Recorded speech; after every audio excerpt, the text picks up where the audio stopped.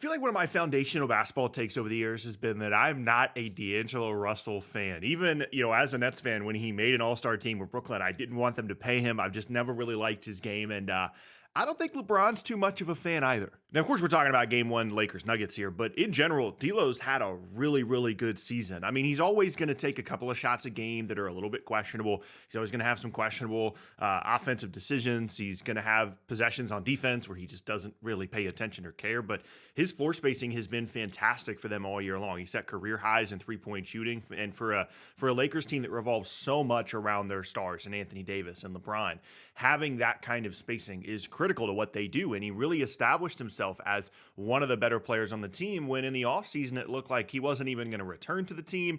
Then they offered him kind of a bigger contract than people thought, so certainly I thought that he was going to get traded in the middle of the year because he was making more money than I thought that he should have been, and he's been good all year long. But game one, not the best D'Angelo Russell performance. Couple of things here. One, his energy level and his focus, his attention is just not where you want it to be in the postseason. Famously, last year he got benched for the last two games against the Nuggets. He had a terrible series against them last year, and game one not off to a great start either. There's just a level of attention, to detail that D'Angelo Russell just doesn't really bring. He doesn't bring an urgency really to playoff games, it doesn't feel like. And in this game, you could certainly feel that. And to be clear, it's not like D'Angelo Russell is the reason the Lakers lost the game. They played really well in the beginning of the game. They guarded extremely well, and then the Nuggets kind of figured out some of that defensive coverage, and then the Lakers just weren't hitting as many shots. I mean, that was a big part of it. But D'Lo, I'm curious what his role is going to be for the rest of the series, because it's clear that the Lakers really struggle in this matchup, and D'Lo does specifically.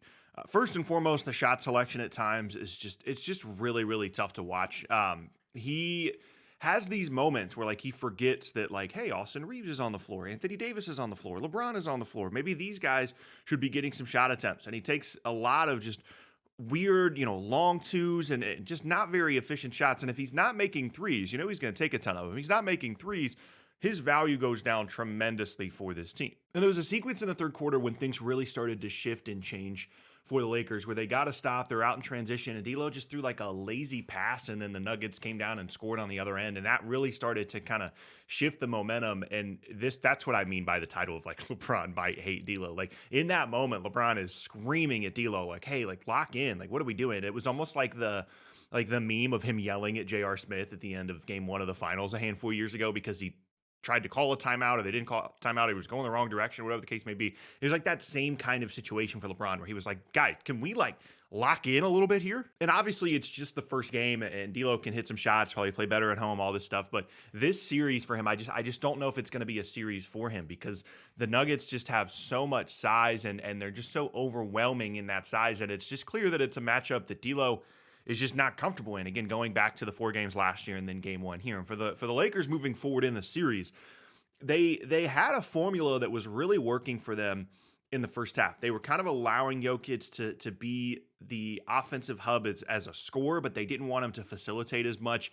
They really paid attention to the other guys. They didn't want, Jamal Murray to get going. He didn't have a very good first half, certainly not a very good first quarter.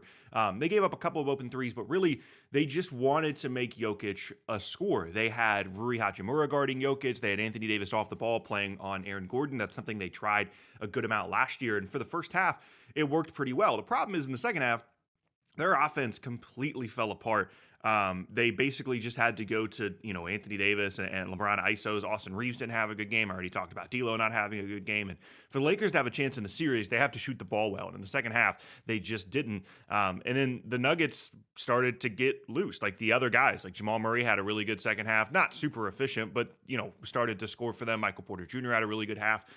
They started to get out in transition. And this Nuggets team, you can't let your foot off the gas at all with them. And they really started to get things going in that third quarter. And it just became clear, something we knew before the series anyway, the Nuggets just are a better basketball team than the Lakers. And moving forward for the Lakers to have a chance in the series, I mean, LeBron was really good in the first half, okay in the third quarter, and then didn't really do anything in the fourth. I don't know if that was just a pacing thing where he used up too much of his energy in the first half or what, but he didn't really seem very engaged or very involved at all in the fourth quarter. AD was pretty good, but from a matchup perspective, I like what they did with Rui on Jokic and AD off the ball on Aaron Gordon. They just have to shoot the ball better. I know that seems reductive. I know that seems like a strange way to evaluate the game, but the margin for error for the Lakers is very, very small. Like the Nuggets are better than them. And if they're going to have a chance in the series, there's got to be a difference between the two in 3-point shooting. There's got to be a difference between the two in offensive efficiency, which goes back to the D'Angelo Russell point, right? Like I don't think necessarily that this is a series in which we're going to see a ton of D'Lo. I'd rather, Austin Reeves get more opportunities. I'd rather, of course, LeBron and Anthony Davis get more opportunities. And I'd rather, maybe have a little bit more defense out there. Maybe it's Taurean Prince. Maybe it's, whoever they want to throw out there. I don't think that D'Lo is the guy in this series, even though, he gives them that 3-point shooting. So maybe you try at the beginning of the game and then go away from him if he's not making shots. But if D'Lo's not going to score well, he's not going to shoot well, provide that spacing he provided all season long, I'm not sure, similar to last year, if he's going to have a big impact in the series as it goes on. Now, having said all that, it means game one, first half on the road, and the Lakers were up double digits in the first half. It's clear that they have a path here to have some level of success, even if, D'Lo's not playing particularly well, even if Austin Reeves isn't playing particularly well. There is a path here, and defensively, they have the personnel to potentially cause the Nuggets some issues, and we'll kind of see as the series progresses how they're able to maybe continue to change things up, not let Jamal Murray get loose the way that he did a little bit in that second half. So I still think it's going to be an interesting series. I don't think the Lakers are going to get swept.